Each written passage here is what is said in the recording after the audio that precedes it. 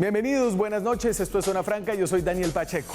Este fin de semana hubo unas elecciones importantes en Venezuela. Importantes no por el resultado, que era un resultado cantado porque las elecciones no fueron libres. Ganó el chavismo, obviamente, pero fueron importantes más por lo que significan en una mirada amplia de lo que ha sido la política venezolana de los últimos años.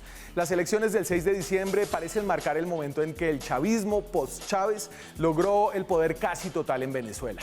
Según algunos estimados, y no hay números fiables acerca de lo que pasa en Venezuela en general, menos del 20% de los venezolanos salieron a votar por una nueva Asamblea Nacional, el Congreso venezolano. La última vez que en Venezuela habían elegido Congreso en el 2015, el 70% de la gente salió a votar y ganó en ese entonces una participación mayoritaria la oposición al chavismo. Pero desde entonces la oposición ha ido perdiendo elecciones, espacios y está hoy tal vez en un punto de debilidad máxima. A su vez, desde el 2015 el chavismo ha ido ampliando su poder sobre todos los poderes, judicial, el electoral, las Fuerzas Armadas, el poder económico. Y ahora, luego del pasado 6 de diciembre, tiene también el legislativo, el Congreso. Si uno mira lo que está pasando hoy en Venezuela, debe sentir que en este gobierno fueron muy ilusos al pensar en algún momento que estábamos ante un régimen al que le quedaban horas. De hecho, si uno mira para atrás, se da cuenta de que al uribismo en general le ha costado siempre mucho trabajo interpretar al chavismo. No que sea cosa fácil, pero Santos, por ejemplo, logró alinearse para que Venezuela le ayudara con la paz. Pero durante los 3 gobiernos uribistas que ha tenido Colombia, los 2 de Uribe y este de Duque, las relaciones con Venezuela en cambio han sido dramáticas, han sido contradictorias. Han sido sobre todo relaciones en las que el interés nacional colombiano se ha estrellado siempre en líos diplomáticos que le terminan sirviendo muy poco a este país.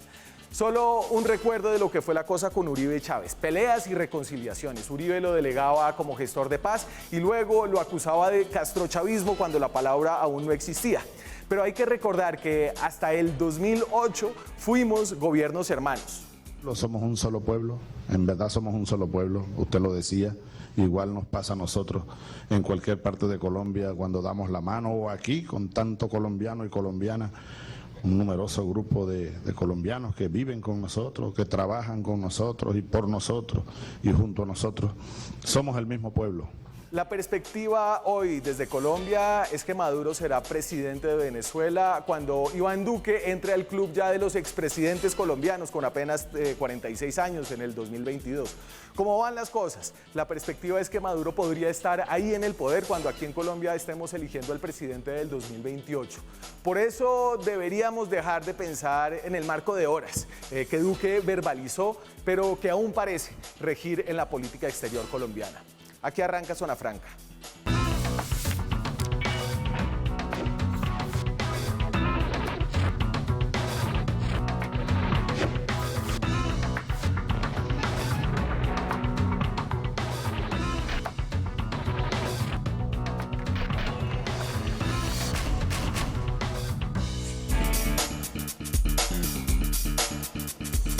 Esta noche en Zona Franca estamos en directo desde Bogotá, son las 9:04 de la noche y tengo a 2 invitados ya en estudio. La primera vez, ya vamos, la reactivación avanza.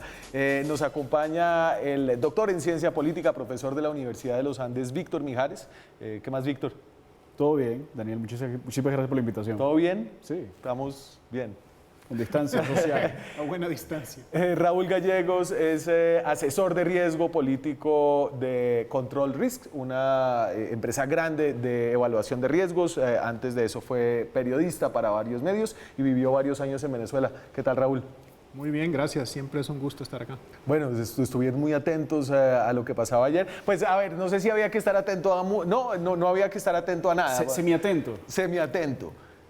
No iba a pasar nada. Algo realmente sorprendente, ¿no? Que iba a ser algo extraordinario, pero no hubo nada realmente extraordinario, ni en las cifras, ni en el comportamiento, ni en las reacciones de la oposición.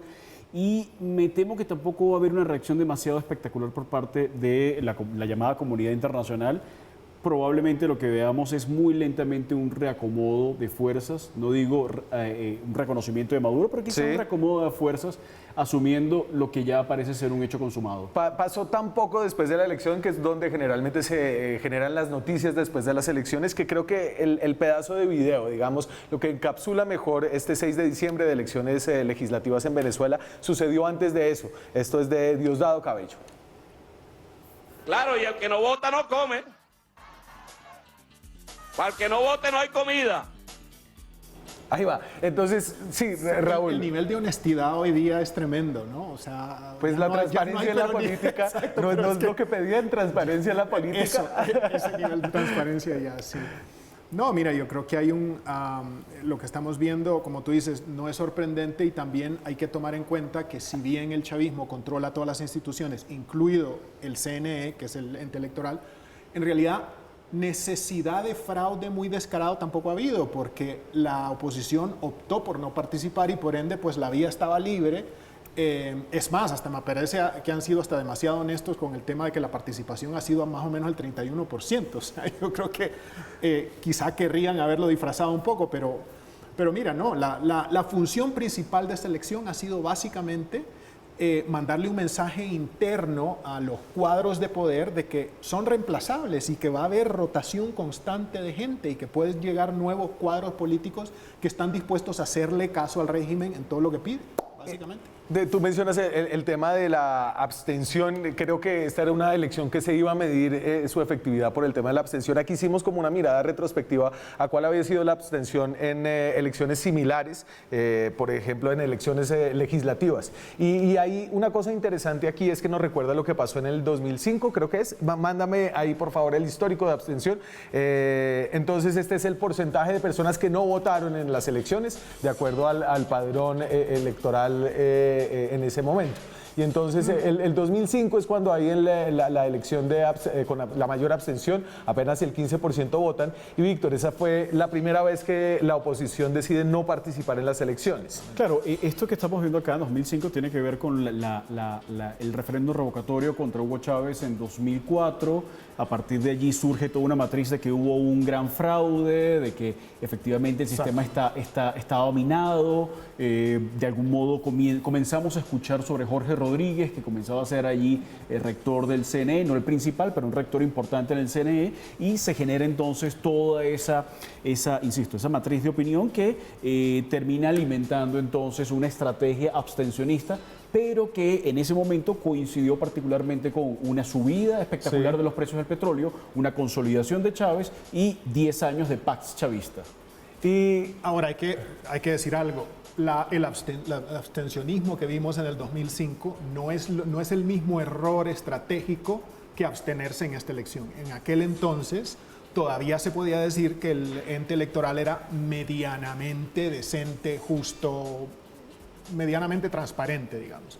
Se podría haber logrado más de lo que se logró con abandonar esa elección. Pero en este caso, obviamente, pues quién queda en el Congreso es decisión del chavismo y punto. Sí, yo podría estar de acuerdo, pero aquí hubo también un quiebre, y fue ese quiebre del 2004. Y toda la opinión que surgió en torno al referéndum revocatorio y acerca de la posibilidad que se tenía o no de manipular las elecciones. Aquí también, digamos, aquí jugó mucho ese efecto psicológico, y ya ahora no se habla tanto de la manipulación de las elecciones, sino simplemente de la manipulación por otras vías, es decir, por la intervención de partidos políticos, por la creación de una oposición leal, que ahora es bastante evidente, ¿no? En aquel momento uno comenzaba a decir, se está generando una oposición leal, y todo el mundo decía que uno estaba un poco loco, que estaba, digamos, radicalizado. Y en realidad hoy en día queda muy claro que el chavismo va a seguir operando con una oposición que es leal, que no es una amenaza para nada, y que de algún modo le sirve para legitimar y para mantener un sistema, un juego electoral más o menos funcional. Y a nivel internacional, entonces, la validez de esas elecciones, como se esperaba. Digamos que si algo había sucedido, si algo se había movido la aguja en los últimos un poquito más años, había sido el aislamiento internacional internacional de parte del Grupo de Lima, donde participó muy gustosamente Colombia. Aquí algunas cartas de no reconocimiento. Están los sospechosos de siempre. Nosotros, Colombia no reconoce los resultados electorales las elecciones fraudulentas del 6 de diciembre. Mándame el siguiente. Viene el de la OEA. Condenar en los más enérgicos, la OEA de Almagro, ¿no? Porque hay otra OEA que es donde funciona la política ya. Condenar en los más enérgicos términos las acciones del régimen ilegítimo de Nicolás Maduro, que socavan el sistema democrático. Sigue la siguiente. El Departamento de Estados Unidos, el régimen ilegítimo de Maduro en Venezuela montó una farsa política con la intención de aparentar elecciones legislativas. Y el último que tengo acá es el de la Comisión Europea. Las elecciones venezolanas del 6 de diciembre para la Asamblea Nacional se llevaron a cabo sin acuerdo nacional sobre las condiciones electorales y no cumplieron con los estándares internacionales mínimos de la Unión Europea, al menos. Pero entonces, y yo no pongo los otros que tú, Víctor, los mencionabas, y es que China, Rusia... Yo veo el otro lado, Sí, está bien, está bien. Yo veo el otro lado. Aquí lo que estamos viendo es potencias occidentales, estados latinoamericanos, y eso está muy bien. Porque, sin duda... Donde en Venezuela... Colombia pensamos que empieza y termina la comunidad internacional. Puede ser. Ahora, sin duda, el chavismo, no con Maduro, desde mucho tiempo antes, con Chávez y con Maduro, que es uno de los cancilleres que más tiempo estuvo en el cargo. Claro. Y fue además vicepresidente de Chávez, es decir, en realidad es un delfín de Chávez en ese sentido, viene preparando una relación Venezuela con países, con potencias euroasiáticas, africanas, viendo al otro lado del mundo. Y de algún modo haciéndole un giro interesante a la noción tradicional que se tenía sobre la geopolítica. La noción tradicional era que Estados Unidos intervenía y mantenía pie de fuerza y cabezas de playa en Europa, Medio Oriente, sudeste asiático, este asiático. Pero ahora las potencias euroasiáticas del otro lado, del otro hemisferio, dicen, ahora nosotros tenemos también una cabeza de playa en las Américas, claro, con Venezuela. Y vemos entonces una actividad tremenda por parte del embajador ruso en Caracas, sí, secundado por Li Baorong, que es el embajador chino en Caracas, con una misión de observadores iraníes que dijeron que todo estaba ok. Y así nos vamos dando cuenta cómo Irán, Turquía, Sudáfrica, China, Rusia comienzan a jugar de este lado del mundo, haciéndole ese contrapeso que las Américas y que sobre todo Estados Unidos ha hecho históricamente hacia el otro lado. Y tal vez entendemos, y aquí, digamos, en Colombia, donde tenemos una política que mira mucho hacia el norte, entendemos que sí hay otra comunidad internacional, si bien está también sancionada por Estados Unidos, entre ellos pueden funcionar e incluyen la segunda economía del mundo. Claro, no, y yo creo que más que contrapeso es más incomodidad, ¿no? Que al final, que es lo que busca Rusia, lo que busca China, lo que busca Irán en particular, es ser la piedra del zapato de Estados Unidos en la región. Pero sí, ¿no?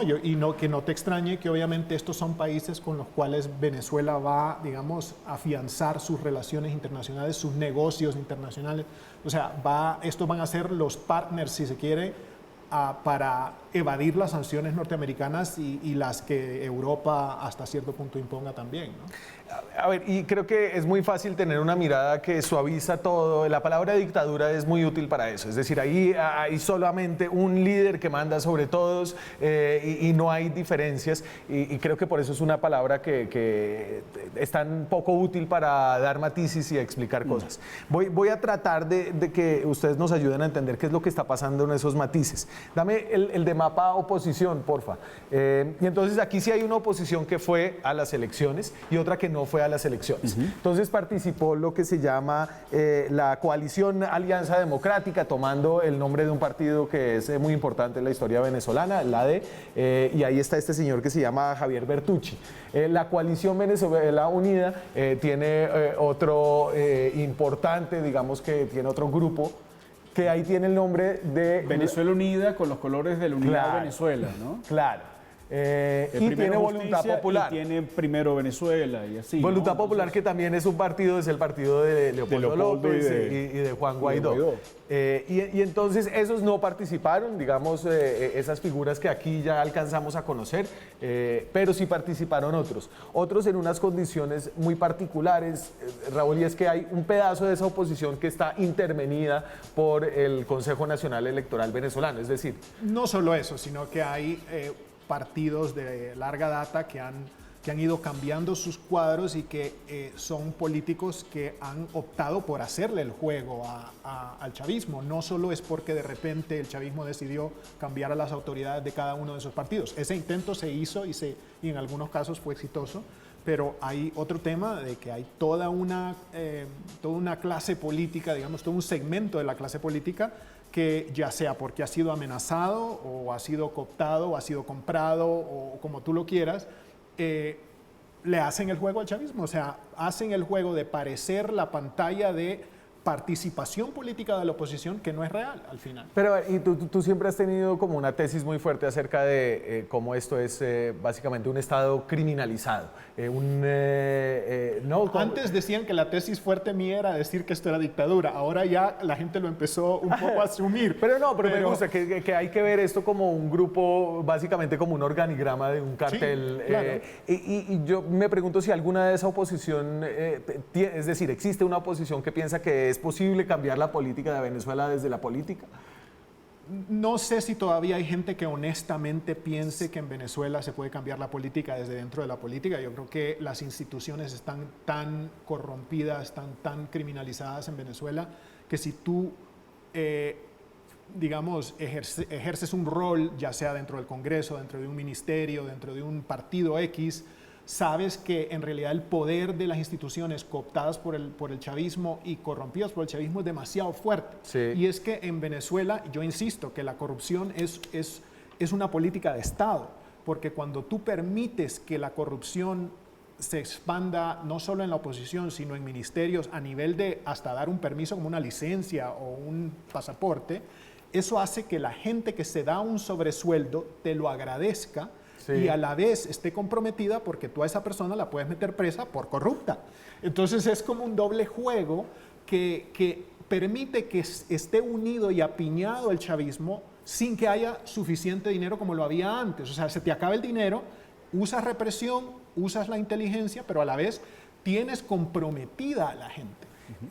El gran polo patriótico que se llama como la agrupación chavista, que me imagino que es el Partido Socialista Unido de Venezuela y otros. Ganó el 68%, es decir, el chavismo gana el 68%, la oposición no oposición del COPEI, digamos, más o menos 18%, y los alacranes, ¿por qué le dicen los alacranes? Hay unos, esos el 4%, es decir, aquí hay un fraccionamiento entre lo que es chavismo duro, más o menos el 70% y un 30% que, ¿vale la pena mirarlo así o ni siquiera? A ver, yo creo que más allá de las cifras es importante tomar en cuenta algo. Primero lo que decía Raúl con respecto a la estructura y cómo se ha venido montando esta idea de donde... Lo de ayer no es tan importante, algunos les han querido dar alguna importancia significativa, pero yo no creo que sea ya un asunto de electorados, sino de selectorados. Es decir, de quiénes son los que tienen realmente la capacidad de sostener a Maduro o de quitarle la silla. Y lo que está haciendo Maduro, y es una cosa que Raúl lo definió bastante bien al principio, es desde el principio crear una estructura de poder en su propio entorno, y por eso Maduro militarizó el gobierno en un momento mucho más que el propio Chávez, porque lo necesitaba cooptar a los militares. Sí. Eso de algún modo ha sido ignorado por parte de los estrategas en la Casa Blanca, en la Casa de Nariño, cuando se planteó la idea del cerco diplomático, porque se pensó que si se presionaba lo suficiente los militares iban a reaccionar, porque se estaba esperando que existiera un Pinochet. Y ya no existía un Pinochet en Venezuela. Eso la estructura militar venezolana ha sido penetrada por la estructura y el gobierno. Pero ¿y tú crees y el que nunca partido. existió la posibilidad? Es decir, es muy por fácil supuesto, mirarle para atrás. Sí, claro, Claro. existió. En el momento en que salió Leopoldo y Guaidó. Ah, no, ya eso ahí ya no. No. Estamos hablando de abriles diferentes. Ok, ya. El abril que yo unas te iba a horas, decir, el de unas 2000 horas antes. Yo pensaba un abril de 2002. No este abril, No, digamos. aquí ya esto ya Bueno, está. porque John Bolton también pensaba que la cosa podía ir para es que cualquier tenía lado. que pensar así, Daniel. ¿Por qué? Porque es que ha habido una tendencia en la academia en Venezuela y en el exterior de pensar Venezuela es un cuartel y por lo tanto los militares tienen ese peso definitivo. Exacto. Y eso pudo haber sido cierto En en su algún momento. momento, pero ya no. Hay un trabajo que hace Chávez desde abril de 2002 por cooptar políticamente a los militares a tal punto que hoy en día son un brazo armado del Partido Socialista Unido de Venezuela. Eso impide cualquier forma de golpe de Estado. Eso, digamos, los autoritarismos aprenden entre sí. Y una cosa que aprendió Chávez, la aprendió de Bashar al-Assad, la aprendió de Muammar al-Gaddafi, era, bueno, ¿qué puedo yo tomar como lección para evitar un golpe de Estado? Y se viene trabajando en esto desde 2002, estamos hablando de 18 años tratando Y de no evitar un solo golpe de Estado. y lecciones de Cuba también, porque Por Cuba supuesto. les vendió básicamente El software.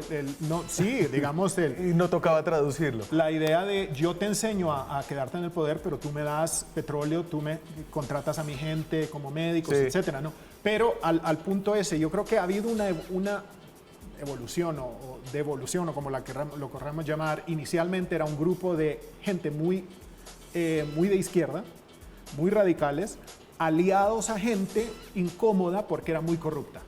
Pero el lado corrupto se ha ido comiendo al otro lado, tanto dentro de las mismas fuerzas de seguridad y las Fuerzas Armadas, como el resto del aparato político y público, ¿no? O sea, ahora ya el que está allá adentro Sí. no es alguien que dice, no, pero es que yo creo en el socialismo, yo creo que hay que ayudarle a la gente, yo creo en las misiones. Esa gente ya fue o sacada del aparato, o totalmente cooptada, o se fue al exilio. O está lo en que el sea. Partido Comunista. Está en el Partido Comunista hay un o es poco de par- eso, o es sí, parte de la Que está en oposición. contra de Maduro. Voy a hacer una breve pausa. Estamos hablando esta noche de las elecciones legislativas en Venezuela y empezamos a mirar hacia adelante, no en horas, sino creo que en años, tal vez décadas. Ya volvemos.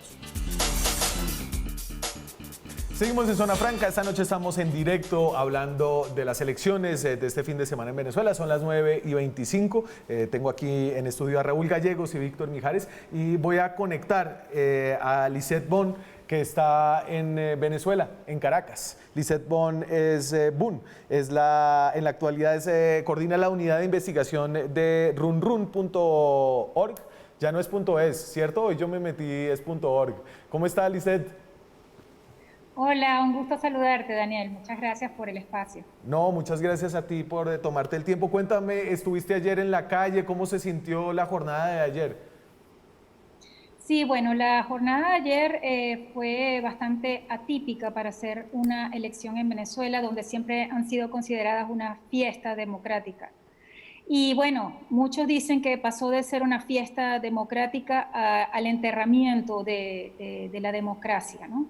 Porque lo que se vio ayer, bueno, fue muchísima apatía, mucha desmovilización, centros electorales vacíos, una gran abstención que fue difícil de ocultar, por más que los medios oficialistas intentaban pues maquillar un poco la situación.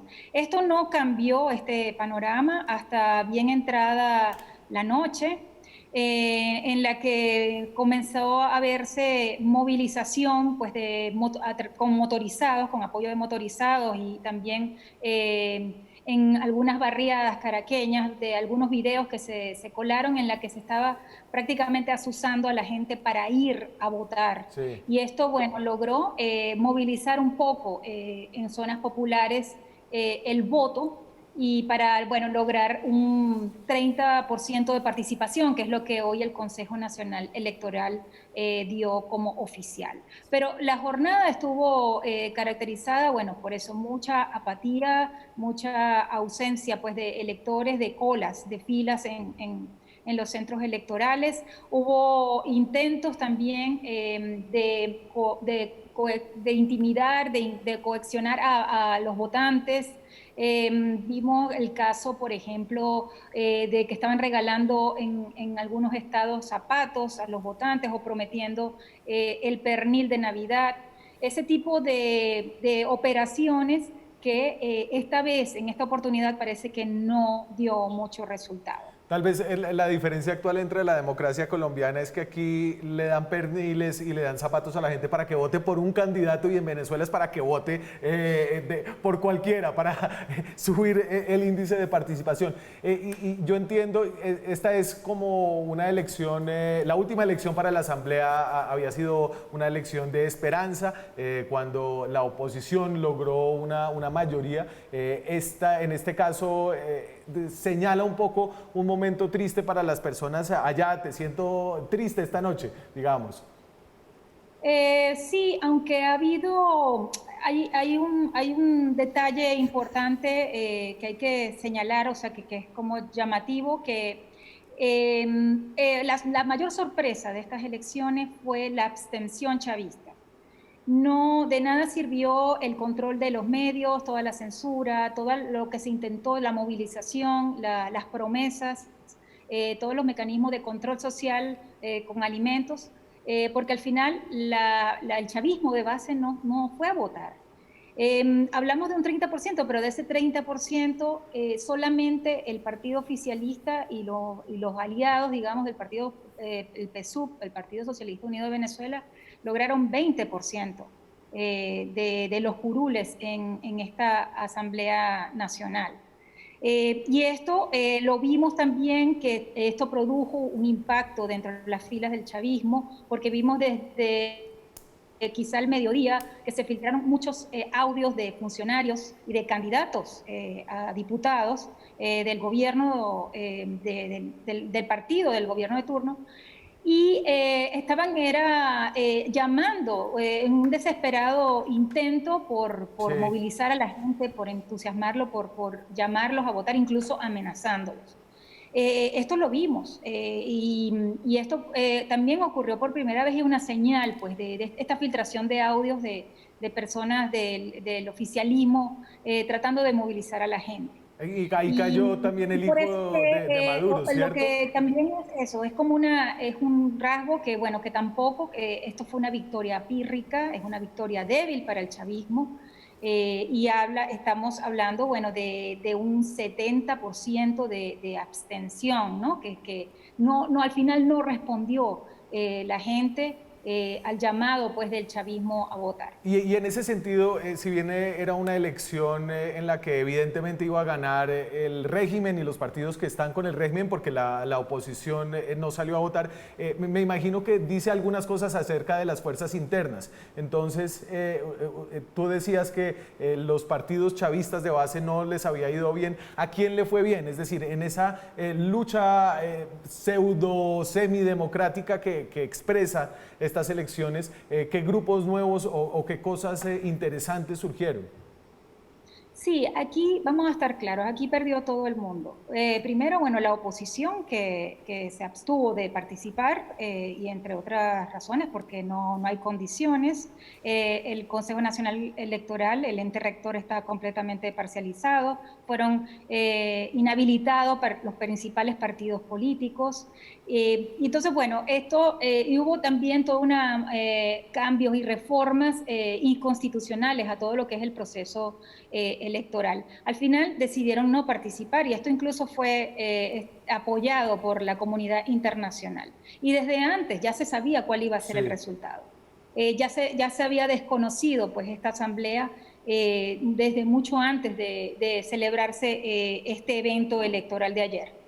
La sorpresa ha sido esa, la de la abstención chavista, la de las bases chavistas. Es como lo que no se esperaba el chavismo. De hecho, no había pronunciamiento de los jefes de campaña y de todas las figuras principales, pues de todos los que organizaron las elecciones.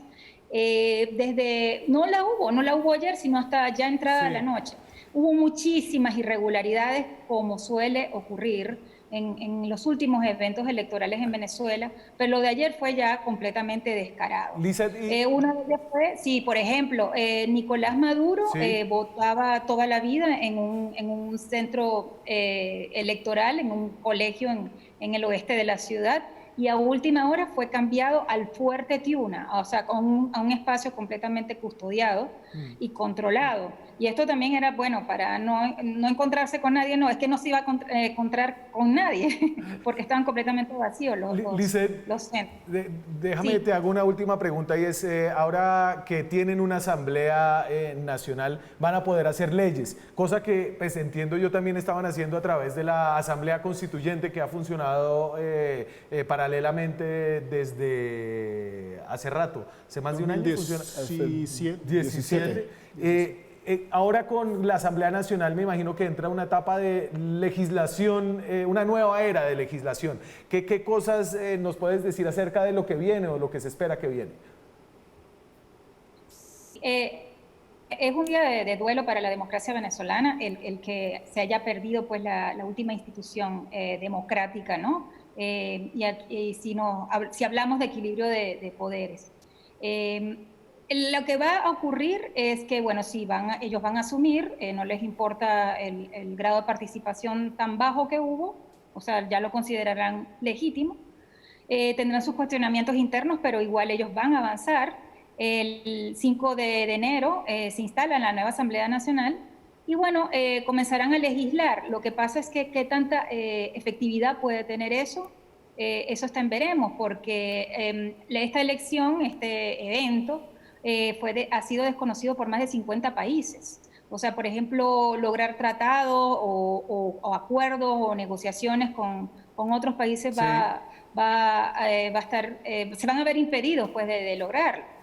Claro, ellos dirán que tienen a sus aliados comerciales y políticos como Rusia, China, Irán, Turquía, y con ellos, bueno, podrán lograr algunos avances, bueno, de quizá lo que llaman apertura económica, pero bueno, todo eso está en veremos. Yo lo que creo es que se agudiza toda la complejidad política en Venezuela. Ahora la Asamblea, también hay que preguntarse qué va a ocurrir con Juan Guaidó, el presidente de la Asamblea Nacional y presidente encargado de Venezuela, con esta nueva Asamblea. Ellos han asegurado que van a continuar con la lucha, que van a, junto con la comunidad internacional, van a presionar por nuevas elecciones para que haya un cambio, Sí. pero esto puede significar pues, bueno, mucha mayor presión contra la oposición y persecución política, ¿no? Lizeth Boone es periodista, está en Venezuela, se ganó el premio Gabo, entre otros, por su trabajo en la unidad de investigación de runrunes.org. Es donde entrego yo, siempre están cambiando porque se los tumban. Lizeth, muchas gracias. Sí, gracias a ustedes. Nosotros vamos a hacer una breve pausa, seguimos la conversación aquí en estudio en un par de minutos, ya volvemos. Seguimos en Zona Franca, son las 9:39 de la noche. Estamos aquí con Raúl Gallegos, que es asesor senior de Control Risk, una consultora de riesgo, y con Víctor Mijares, que es profesor de Ciencia Política en la Universidad de los Andes. Yo quería que Lizeth nos dejara en el punto, me interesa que hablemos de la ley antibloqueo. Es decir, ahora vienen leyes, porque antes tenían trancado eso, aunque estaba funcionando la Asamblea Nacional, ¿no? Y la ley salió con la Asamblea Nacional y la ley está en ejecución. Ahora, hay una cosa que sí es cierta y es que incluso siendo aliados, siendo muy cercanos, los chinos, los rusos, los turcos, los iraníes, sobre todo los chinos, quieren que sea a través del órgano legislativo oficial constitucionalmente establecido por donde salgan las leyes. Eso puede Porque convencer hasta los chinos era muy burdo lo de la Asamblea Claro, Constituyente. podría convencer a iraníes, a rusos, pero ya los chinos desde el año 2017 dejaron de dar préstamos a Venezuela. Hay una sequía de préstamos impuesta por Xi Jinping porque, entre otras cosas, se consiguieron muchísimos casos de corrupción. Xi Jinping lanzó una campaña anticorrupción, pero también se dieron cuenta de que era un saco roto. y que la situación no estaba mejorando en el caso venezolano. Así que quieren, sí, si en algún momento viene una reactivación de esos lazos financieros y comerciales entre China y Venezuela, tiene que ser necesariamente a través de un órgano oficial, y en este caso es la Asamblea Nacional.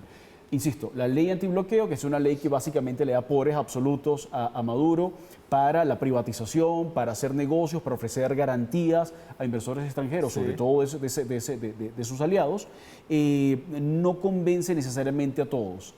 En el caso de los chinos hace falta un poco más. A ver, mira, voy a dar unos datos generales, muchachos, el de datos generales sobre Venezuela, y entonces estos datos siempre como apelan a esa comprensión de la condición humana que es capaz de acostumbrarse a cualquier cosa y es capaz de vivir en condiciones muy difíciles. Pobreza extrema, es decir, son todos datos que ninguno es oficial, son calculados. La pobreza extrema la calculan en algunos círculos en 79% de pobreza extrema. La hiperinflación este año fue de 2.688.670%. 4 millones de venezolanos están en el exterior. El desempleo, la proyección del Fondo Monetario es del 48%.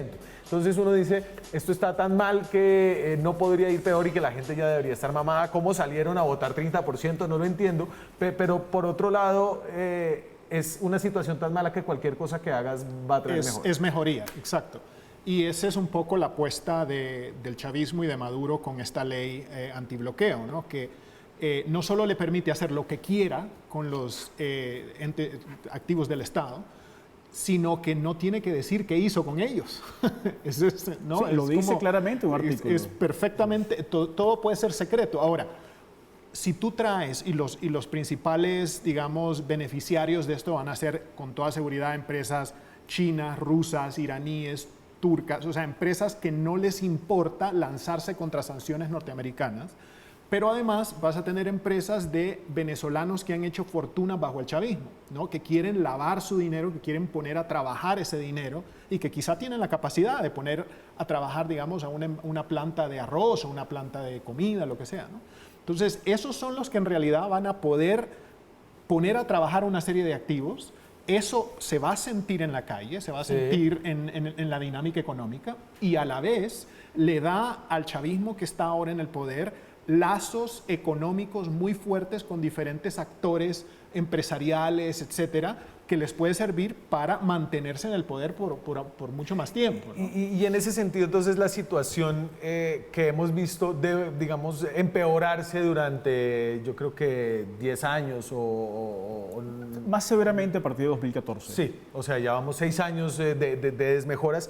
Parece que tocó fondo y en este momento estamos viendo algunas mejoras pequeñas pero importantes para la gente que se quedó. Sí, posiblemente esta ley antibloqueo sirva para esto. Cualquier rebote mínimo de la economía va a generar de algún modo algún bienestar en una parte de la población. Está también el otro elemento que está sucediendo en Venezuela, que es la dolarización de facto de la economía. Sí. Una dolarización que abarca buena parte del país. Digo buena parte del país porque en el estado Táchira hay más bien una pesización. Claro. El peso colombiano es la moneda corriente, mientras que en el resto del país es el dólar. Y eso ha permitido entonces un juego con 3 monedas, con un bolívar que sirve un poco como para y el un cambio país que mínimo. la gente es maga, porque además tarjetas de crédito, mensajes de crédito, celular. digamos, hay toda una dinámica económica muy propia, pero además esta dolarización de facto es muy interesante porque también permite una agilización de comercio internacional, de remesas, de contactos externos, y un país que toda la vida ha vivido obviamente de una renta petrolera y por lo tanto siempre recibió un chorro importante de petrodólares, ¿no? Pero ahora está en una transición rentista con el oro, digamos, tratando de paliar la caída del petróleo y nuevos actores. Ahora, hay un elemento que también hay que tomar en cuenta. No solamente estamos hablando de los sospechosos habituales, ¿no? China, Turquía, Rusia, Irán. Estamos hablando también de empresas occidentales que tienen interés de entrar en este negocio. Sí, pero si son empresas que están sujetas a leyes anticorrupción o que se preocupan porque tienen presencia en Estados Unidos o en Europa y se preocupan por sanciones, no va a ser tan fácil que se beneficien de esta apertura. No va a ser tan fácil, pero ya ahí tenemos la presencia, por ejemplo, de Eni, la italiana petrolera, ¿no? Sí. Que ha seguido operando prácticamente como Chevron si nada, también, ¿no? Chevron todas también. las norteamericanas. Y hay algún interés también de Equinor, la Noruega, por la certificación de las reservas de gas de Venezuela. Sí. Entonces, hay también un juego en el cual hay un desgaste natural de la operación Guaidó y que eventualmente con estas elecciones, digamos, cae un poco en desgracia y eventualmente... Porque Guaidó era el presidente declarado por la Asamblea Nacional. Exacto, por ¿no? supuesto. La anterior. Sí, La había, anterior. era estaba Es parado presidente sobre hasta el 5. La un ficción castillo de jurídica- naipes y ese castillo de naipes... La ficción jurídica de Guaidó Sí. dura hasta el 5 de enero. A partir de ese momento cae su propia Siempre ha sido tesis. simbólico, ¿no? Sí. Y seguirá siéndolo, en Claro, realidad, pero la propia tesis implicaba, digamos, una estrategia constitucional. Ahora, Sí. no necesariamente tiene que haber un reconocimiento por parte de los gobiernos, aunque buena parte de los gobiernos occidentales han reconocido a Maduro. Es decir, cuando se envía al embajador de Reino Unido, al embajador español, y presentan cartas credenciales, se las presentan todavía a Maduro. Claro. No te reconozco, pero reconóceme este embajador. Claro. Entonces, de facto, es decir, seguían reconociendo a Maduro. Y es por eso que eventualmente, si se da algún tipo de reactivación económica, que puede ser mínima, pero importante, también muchas empresas dirán, bueno, ¿y por qué nosotros no podemos participar en esto? Ahí es donde, ¿Colombianos? a nuestro juicio, colombianos Por y supuesto. otras empresas también de países que están aliados a Estados Unidos, que particularmente empresas norteamericanas van a tocar la puerta de la Casa Blanca bajo Biden y le van a decir a Biden, mira, COVID nos golpeó mucho a la economía norteamericana y a nosotros como empresas. No puede ser que me saques de Venezuela. Necesitamos mantener esa presencia porque lo peor que nos puede pasar es que los chinos, los rusos, etcétera, los iraníes dominen ese espacio. Y está cambiando el tono. Alguien que no cambia el tono es el presidente Iván Duque. Voy a ir a hacer una pausa, pero antes de salir, muchachos, denme lo que responde el presidente de la República, Iván Duque, luego de la victoria de los partidos chavistas en las elecciones de la Asamblea Nacional. Pero nosotros no vamos a legitimar jamás esa dictadura, porque el día que legitimemos esa dictadura habremos perdido todos los principios democráticos en los que se fundamenta esta república y eso no va a ocurrir mientras yo sea el presidente de Colombia. El de principios y Venezuela probablemente con tiene razón. realidades. Le lógico, quedan ¿no? ya menos de 2 años. Vamos al cierre a hablar de cómo debería empezar a mirar Colombia a Venezuela luego de la consolidación del poder allá. Ya no faltan horas, no, desafortunadamente, no, ya volvemos. Seguimos en Zona Franca, hoy hablamos de Venezuela. Les ponía antes de salir a la pausa lo que dijo el presidente Duque. Él es de principios, no va a haber una legitimación del régimen dictatorial venezolano, lo parafraseo, pero era muy parecido. Y ahora los voy a poner a escuchar cómo es la discusión interna en la diplomacia colombiana, en sus puntos más altos, la canciller y el embajador de Colombia en Estados Unidos. Si este señor no se va, Colombia no tiene futuro. Por eso tenemos que si este señor se va, le va a hacer la vida imposible. Que no se pierda en Washington la importancia de que Venezuela hay que resolver. Ese es mi papel. Sí. Que ellos entiendan que el dinero va a desestabilizar tu continente. Porque es que aquí no hay memoria. Aquí a los 10 minutos se aburren y se van a otro tema. Entonces me toca a mí inventarme cosas para que ellos tengan en el top of mind otra vez Venezuela. Pachito, ayúdame a pensar, porque la solución no es un golpe militar, porque los militares no lo van a hacer. Sacar a los Estados Unidos pues a punta de yo no sé qué, tampoco va a pasar. Diálogo, Colombia tiene que jugársela porque como estamos desplazados en Venezuela, totalmente. Si nosotros le damos una solución inteligente, nueva, ponemos a todo el mundo a pensar en eso. Y a lo mejor, porque es que no hay forma de... Yo no creo que vaya a haber un golpe ni esas acciones encubiertas. Yo no sé, yo lo veo muy lejano. Y hay que pensar rápido porque los chances están de gobierno. Eso es de noviembre del 2019, llevan todo el año pensando en cosas nuevas. Por eso no sale a ningún lado la canciller Claudia Blum. Nadie la ha visto desde que empezó la pandemia. Colombia Yo creo que hay varios puntos que ha hecho ella que son reales. O sea, uno, el diálogo hemos visto cómo con el chavismo no llega a ningún lado. Estados Unidos no tiene intención alguna, menos bajo un gobierno de Biden, de intervenir de manera, digamos, a la fuerza en Venezuela, ¿no? Y internamente en Venezuela no tienes tampoco una oposición que sea peligrosa para el régimen, que esté tratando de montar una guerrilla o una insurgencia armada o lo que sea. Entonces, la verdad es que las opciones, si lo que se está pensando es cambio de gobierno en Venezuela, son muy limitadas. La pregunta es, asumiendo que Venezuela va a continuar siendo una dictadura y un Estado casi fallido, ¿qué hacer durante los próximos 2 años? Esa es en realidad la pregunta, pero si se la llevan limitado. haciendo 1 año. Sin respuesta. Y creo que obviamente no hay respuestas fáciles. Pero usted que es académico y piensa cosas, ¿también se le ocurre algo distinto? ¿La idea que necesita Claudia Blum? La idea que necesita la canciller creo que va en contracorriente de lo que su jefe, que es el presidente, quiere.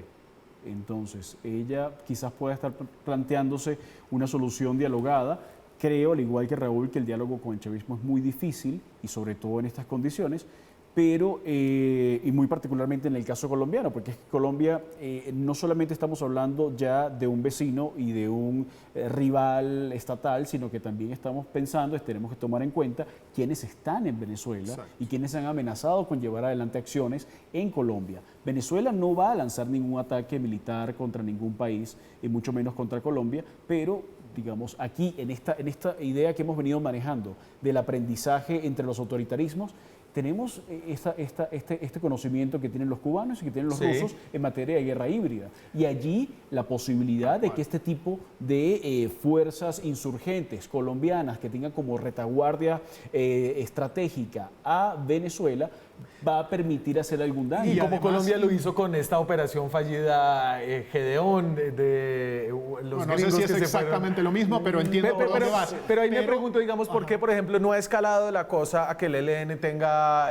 misiles tierra-aire?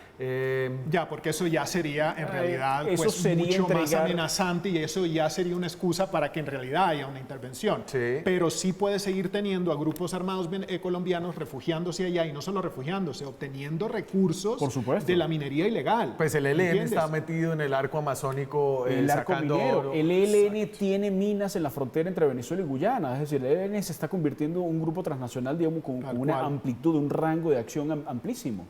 Tal cual. A ver, y entonces definitivamente la estrategia de Colombia, si tuviéramos una política de Estado en las relaciones exteriores y no fuera todo determinado por el presidente de turno, aquí estaríamos viendo el largo plazo, ¿no? ¿Qué va a pasar? Pero esa es la gran pregunta. En el largo plazo, entonces, quizá la pregunta no es cómo llevamos a cabo, cómo contribuimos a un cambio de gobierno en Venezuela. Que es la premisa principal de la diplomacia. Esa ha sido la premisa permanente. En este gobierno. Sino es qué significa un Estado fallido y un Estado criminalizado y una dictadura al lado, cómo nos puede afectar a nosotros social, políticamente y desde el punto de vista de seguridad. Sí. Y ahí es donde estamos hablando de que si tú tienes un Estado así por muchísimos años al lado tuyo, el objetivo de ese Estado va a ser desestabilizarte a ti como país, tener a un país amigo al lado, ya sea porque llegó un político que tiene una visión amigable hacia el chavismo bajo su actual situación, o ya sea porque vas a usar esta metodología de darle cabida a todo grupo armado que pueda ser peligroso para el país vecino, seguir creando condiciones para que haya más venezolanos que se vengan para acá de alguna manera. O sea, todo lo que pueda de alguna manera crearle problemas al país vecino. Y esa es la mentalidad que debería de estar siendo utilizada. Es cómo nos anteponemos o nos preparamos para lo que se nos viene, porque el cambio de gobierno no es muy real, pero lo que sí es real es que un gobierno así nos va a querer desestabilizar. Y no hay un espacio para negociar en la mitad, es decir, yo me voy a asegurar, voy a dar ciertas cosas que tú quieres, un reconocimiento, que es lo primero que quieren, y a cambio tú me vas a ayudar con el ELN y me vas a ayudar a que volvamos a hacer negocios. Eso digamos, parece razonable, pero ahora, el beneficio de una operación así para el gobierno venezolano, que podría de algún modo, digamos, mantener en el poder en el 2022 o un poco más allá a algún presidente o algún gobierno que sea adverso a Venezuela, es realmente beneficioso. ¿No le convendría mucho más al gobierno en Caracas tratar de desestabilizar a Colombia, tratar de conseguir un resultado que sea beneficioso en 2022. Quizás en este momento el propio gobierno venezolano no tenga intenciones de negociar nada. Sí. Quizás esté más bien pensando que Colombia está entrando en una situación de, tremenda inestabilidad, de mucha fragilidad, en donde no es a través de los tanques rusos o los Sukhoi, que siempre se ha dicho que se va a generar ese golpe de gracia a la democracia colombiana, sino a través de las propias elecciones colombianas. Quieren hackear las elecciones colombianas de algún modo, quieren tener algún tipo de incidencia allí, tratando obviamente de generar un ambiente de opinión, un ambiente electoral que sea adverso para la estabilidad democrática, y tratando de usar exactamente las mismas herramientas que se usaron para demoler la democracia venezolana. Y ojo, eso no es lo mismo que decir que cualquier candidato de izquierda en Colombia, este candidato de izquierda inmediatamente le está haciendo el juego al chavismo. No se trata de que solo porque un candidato de izquierda tenga posibilidades políticas en Colombia, eso ya implica, ¿no?, la hecatombe. No. Pero sí vas a tener a un gobierno venezolano que muy astutamente va a estar tratando de alguna manera de encontrar pares o aliados dentro de esa clase política más progresiva y apoyarles, ya sea con inteligencia. Este país está lleno de gente de inteligencia del Estado de Venezuela, por Dios. El tema de los grupos armados, en fin. O sea, hay mil maneras en las que se puede precisamente crear ruido y crear inestabilidad, y aquí ya hay protestas, ya hay ya las condiciones sociales están dadas. Es decir, ni siquiera tendría que ser una cosa generada desde Venezuela, es aprovechar las debilidades de la sociedad y el Estado colombiano. Venezuela es cada vez más importante para Colombia y les agradezco a ustedes habernos ayudado a entender un poquito más lo que está pasando y agradezco haberlos tenido presencialmente. La verdad es que es otra vaina.